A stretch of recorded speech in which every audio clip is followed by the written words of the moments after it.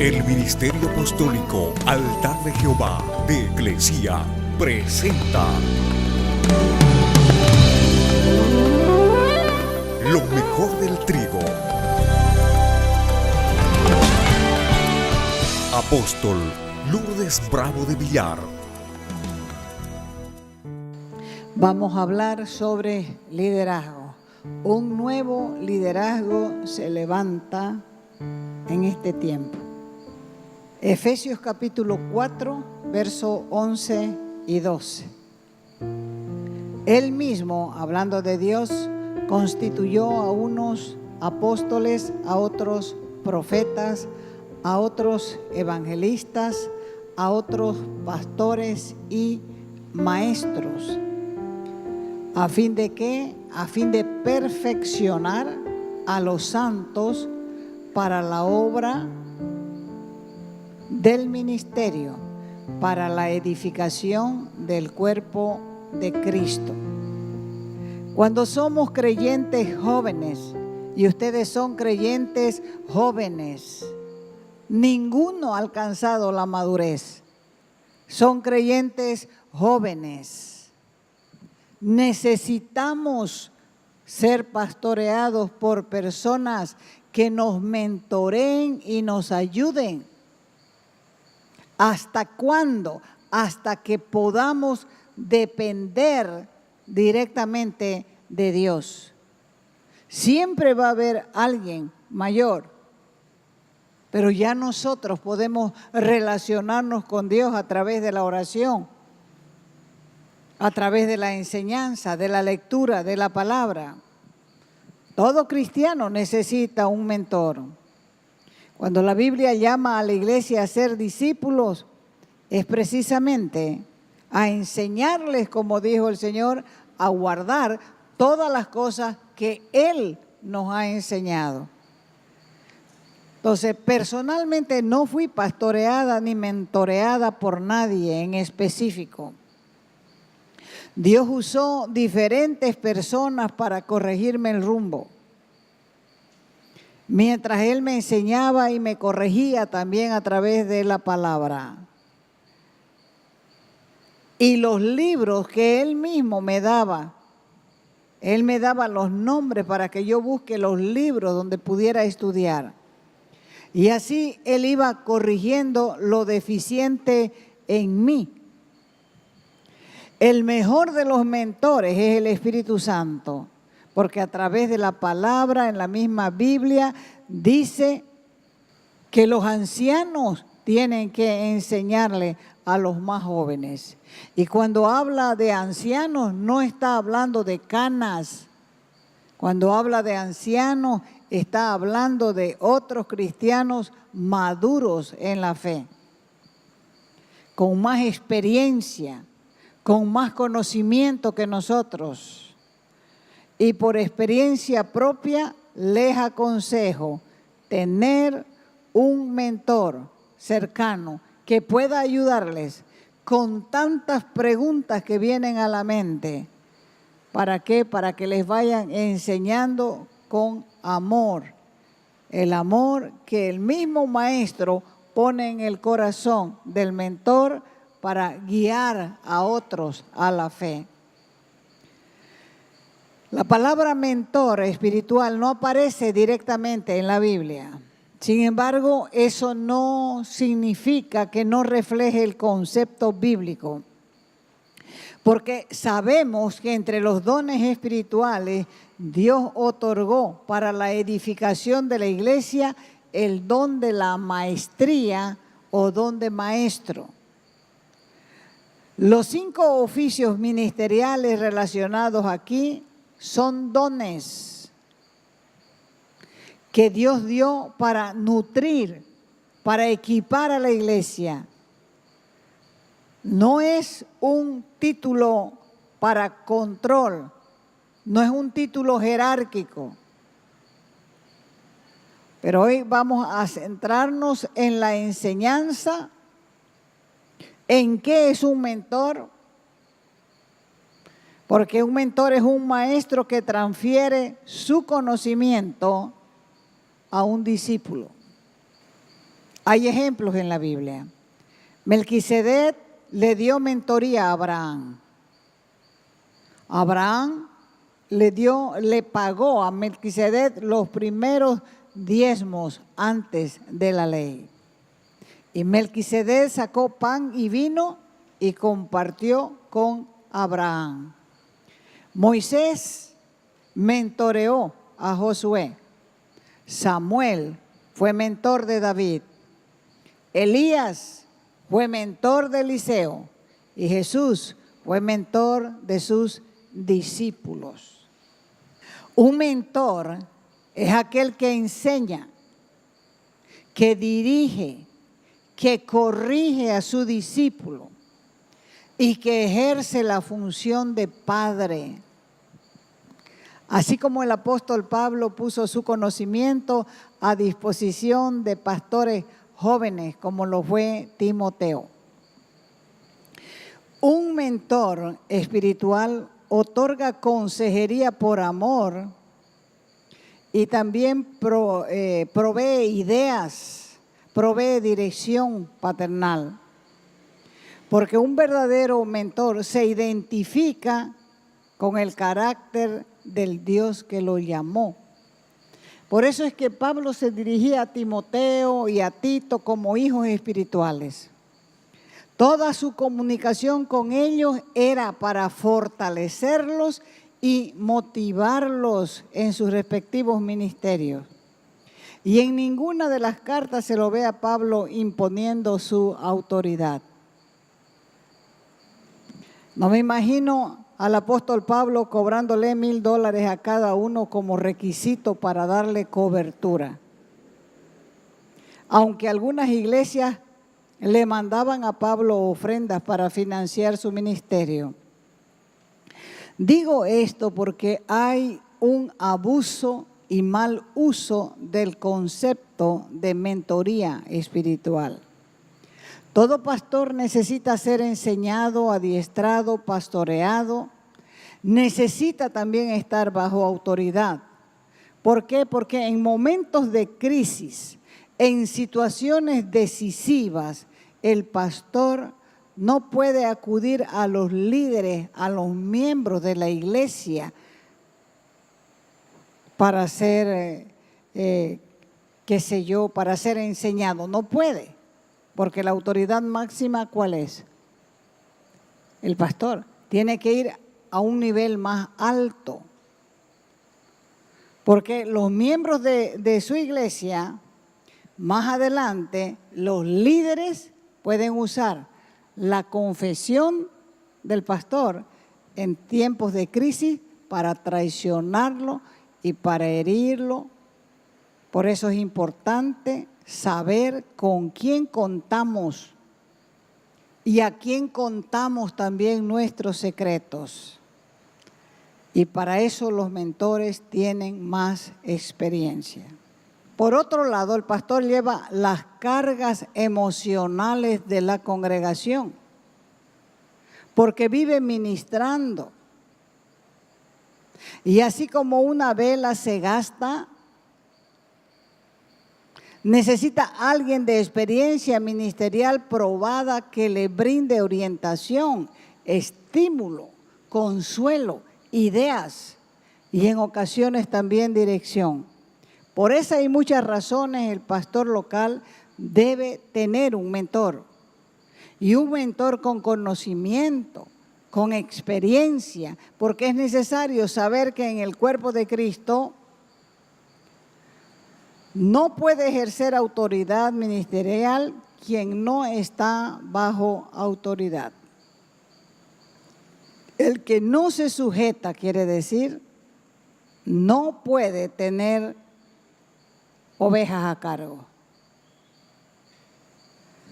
Jesús fue llamado rabino, maestro, y sus aprendices eran sus discípulos, sus estudiantes. Y un discípulo tenía que seguir a su rabino para absorber todo lo que el rabino tenía para enseñarles. O sea que los seguidores de Cristo creían que Jesús es Dios, que Él vino a la tierra, que él vivió una vida humana perfecta. Y eso lo hace el mejor mentor. Y por esa causa Jesús invitó a 12 hombres ordinarios, pero trabajadores, a seguirlo. Y aprendieron con él sus enseñanzas, aprendieron de sus conversaciones, aprendieron de su vida de oración, aprendieron durante 3 años y medio de ministerio. Y estos fueron cambiados en líderes que una vez Jesús se fue al cielo, trastornaron el mundo conocido. Porque Jesús vino a la tierra para que sus seguidores tengan vida y vida en abundancia. Y las instrucciones finales para sus seguidores fue que vayan y hagan discípulos a todas las naciones y que les enseñen a obedecer todo lo que Él les había enseñado. Por ejemplo, un alumno de música comienza observando cómo su maestro toca el instrumento. ¿Cuántos han estado en la escuela de música? ¿El profesor los puso a tocar el órgano? No, no es cierto. Primero él tocó su órgano. Es la primera lección es el profesor. Este es el instrumento, estas son las notas fulana, perengana, sutanita, do, re, mi, fa, sol. Venga, aquí se agarra, aquí, y comienza el profesor a enseñarle al alumno. En el mentoreo, el aprendiz observa también. Pero ¿qué es lo que observa? Las actitudes, el comportamiento de una persona madura en la fe. El mentor puede mostrar rasgos que él mismo quiere desarrollar, pero en momentos de crisis, el mentor asumirá como un compromiso de servicio y no como una oportunidad para manipular, para controlar, para dominar al pastor local. Solamente se va a limitar a la consejería. Como creyentes, nosotros debemos honrar y respetar las autoridades, pero debemos tener bien presente que delante del Señor todos somos iguales y debemos reverenciar a Cristo.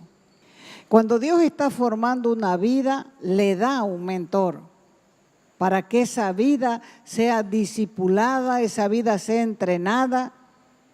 ¿Por qué? Porque la está entrenando para el futuro, lo está entrenando para su propio liderazgo, porque los mentores son personas maduras llamadas a formar a la gente por dentro, porque la gente tiene que ser y no aparentar, y sin presión, porque la presión vuelve a la gente hipócrita y la presión los hace aparentar, levantando fachadas de una altura que no tienen, y como no tienen tampoco un buen cimiento de la fe, se vuelven fariseos y se vuelven hipócritas. Un mentor ejerce influencia a través de su vida, porque es ejemplo. Esto funciona hasta en el mundo secular.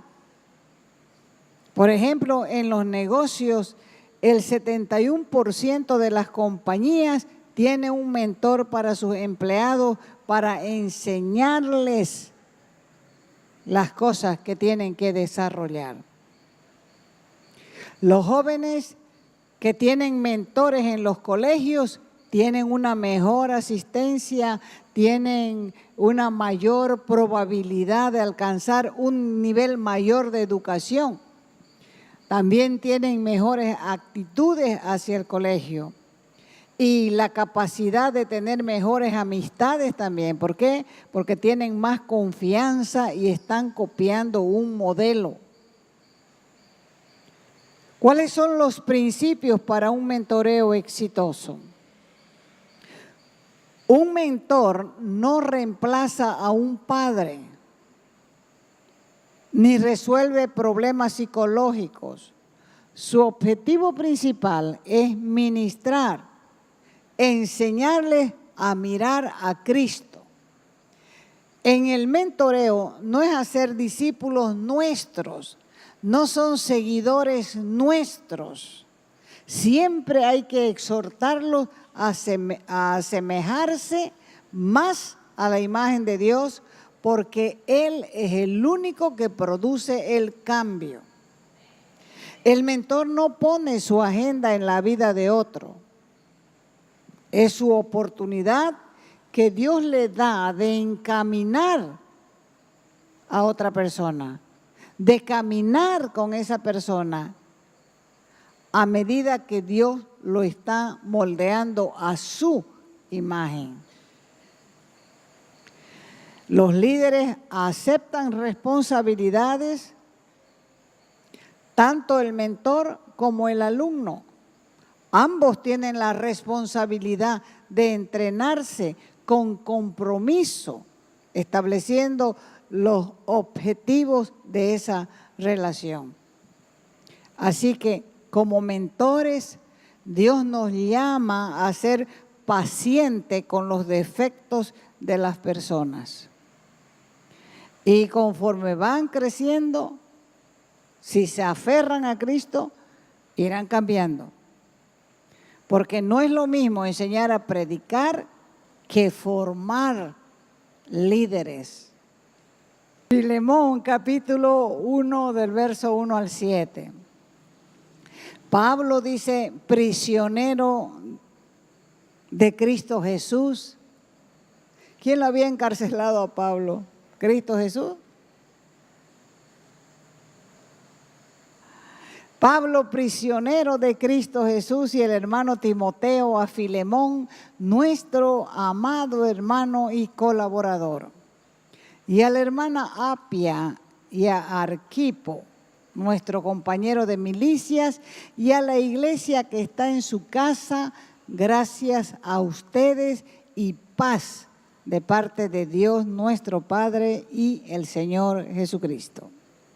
Doy gracias a Dios, el verso 4, siempre haciendo mención, recordándolos, haciendo memoria de ustedes en mis oraciones, porque oigo, escucho, me entero de tu amor y de la fe que tienes hacia el Señor Jesús y hacia todos los santos. Y ruego que la comunión de tu fe llegue a ser eficaz, enérgica, poderosa, por el conocimiento de todo lo bueno que hay en ustedes, mediante o por razón de Cristo, pues he llegado a tener mucho gozo y consuelo en tu amor, porque los corazones de los santos han sido confortados, animados, consolados por ti, hermano. Estas palabras Pablo las escribió a Filemón y le llama hijo amado y colaborador. Un colaborador no es uno que ayuda ocasionalmente o de cuando en cuando. Un colaborador es uno que asume una responsabilidad y la misma cantidad de trabajo que uno. Para que vean la diferencia. Por eso aquí Pablo le decía a Filemón, se dirigía a él como hijo amado, porque un colaborador se hace amar. Uno pelea por el colaborador, le ayuda al colaborador, busca qué darle al colaborador. ¿Por qué? Porque es colaborador, no trabaja al ojo, no es ocasional, no está esperando que lo miren, es parte de eso. Cuando dos personas trabajan juntas, el trabajo debe ser 50-50, 50-50, para que se pueda decir, es mi colaborador. Así miraba Pablo a Filemón como uno que era necesario e importante en la obra, un colaborador. Muchos se sienten incómodos trabajando a la par de otros y permiten que un espíritu de competencia los atrape. Es el espíritu de competencia que los hace compararse y todavía esperan ser mejores en sus pensamientos. Otros creen que trabajar en colaboración es una competencia para humillarlos. Y si alguien dice hagamos esto, lo ven como una orden, como algo que quieren imponer y se marginan y se van quedando atrás, pero murmurando, porque solamente quieren envolverse en los trabajos que ellos están al frente.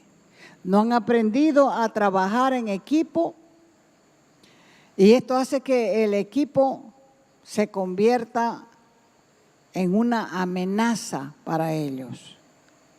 Filemón significa amado y muchos no quieren llamarse amados y la razón es por lo que esto implica. Pablo pudo decir muchas cosas de Filemón, pero lo que más resalta es que Filemón se había convertido para él en una persona amada en el Señor. Pablo sabía del potencial de Filemón, porque Filemón llevaba un potencial adentro, por eso lo animaba. Sabía cómo este hombre iba a responder a la carta que le estaba enviando, porque este hombre era generoso, sus acciones eran una gran bendición, no solamente para individuos aislados, sino para toda la iglesia. Por eso le habló a Filemón de Onésimo. ¿Quién era Onésimo? Era un esclavo. Y le decía que antes este esclavo le había sido inútil en el reino, pero ahora bajo el entrenamiento de Pablo sería útil. Pablo estaba viendo en Onésimo futuro. Era un mentor Pablo. Pablo tenía una cualidad de ser un padre espiritual. Y es el Espíritu Santo que trae el nuevo nacimiento a las personas, pero sin duda es el mentor quien forma a la persona y lo transforma a través de la enseñanza y el ejemplo y le hace cambiar de inútil en el reino a una persona útil.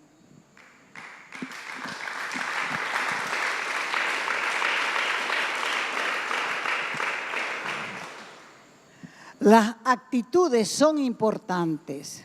Tener una actitud positiva es un ingrediente clave en la formación de otros líderes, porque la gente positiva ve la mano de Dios en todo. Entonces hay que sacar a ese grupo de discípulos, de demandantes y convertirlos en ofertantes. Ahora vamos a ver quiénes califican para ser discípulos. Primero, debe tener un corazón para servir. El pensamiento no es personal, no es qué puedo sacar, sino qué puedo aportar. No están ahí para beneficiarse de los otros, sino están ahí para aprender a ayudar a otros, y esa es una actitud correcta. 2. Un discípulo tiene que tener deseos de crecer. El deseo de crecer tiene que ser permanente, porque un discípulo con esta actitud va a desarrollar un potencial. Siempre va a estar aportando, porque la actitud correcta es crecer y ayudar a crecer a otros. 3. Un discípulo tiene que aprender a ser íntegro. Íntegro quiere decir entero, completo, desinteresado, probo, honrado. hay que cumplir con lo que se dice. Hay que hacer lo que se dice que va a hacer. Tanto con su tiempo como con sus recursos, hay que terminar lo que empieza y nunca comprometerse si no pensás hacerlo. 4.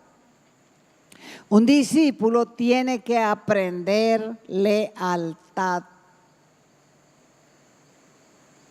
Tiene que cuidar las espaldas de su mentor, de su maestro.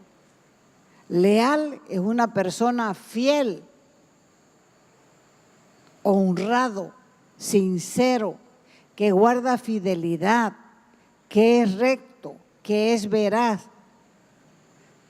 Desleal es una persona sin lealtad, es una persona infiel, es un traidor, es un felón, es Judas. Porque el discípulo debe ser leal a la visión, dispuesto a invertir tiempo y todo esfuerzo personal, tiempo privado aún para cumplir los objetivos de la visión. 5. Un discípulo tiene que tener disciplina. Un discípulo debe ser el primero en llegar y el último en irse. Y si le dan alguna responsabilidad ese día, bien, si no, debe esperar su tiempo. No por eso se va a enojar y la próxima reunión no va a venir. Una persona disciplinada será el primero en llegar y el último en irse. ¿Por qué? Porque sabe que tiene un trabajo. Y aunque el jefe no se lo ve físicamente, nos está mirando todo el tiempo. Y Él ve en lo secreto y recompensa en público. Disciplina en la búsqueda de Dios. Disciplina en la lectura de la palabra. Disciplina en la oración. Disciplina en el ayuno. Disciplina en la vida diaria. Disciplina en el servicio. Disciplina en el ejercicio del carácter de Cristo. 6. Un discípulo debe tener gratitud. Tiene que ser agradecido con los que le ayudan a superar sus deficiencias y aprender a dar crédito a quien se merezca el crédito y animar a otros por el resultado de sus esfuerzos. 7. La última cualidad de un discípulo es el sacrificio. Como discípulos es importante que sepan que no todas las cosas que hacemos nos hacen exitosos. Hay un sacrificio que es importante hacer y es cuando elegimos entre las cosas que son importantes en la vida y las cosas que tenemos que escoger para que la visión avance, dejando a un lado nuestras propias distracciones. Porque no se puede ser un gran líder sin pagar el precio.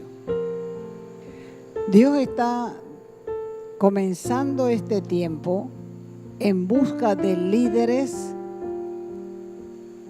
diferentes. Líderes que sepan del privilegio que es ser portador de una visión. Líderes que estén dispuestos a invertir su tiempo, a sacrificarse ellos mismos para que otros crezcan.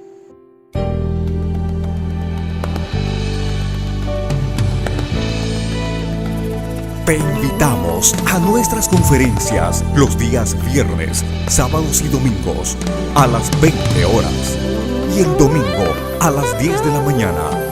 Calle Nicolás Suárez, esquina Félix Pinto.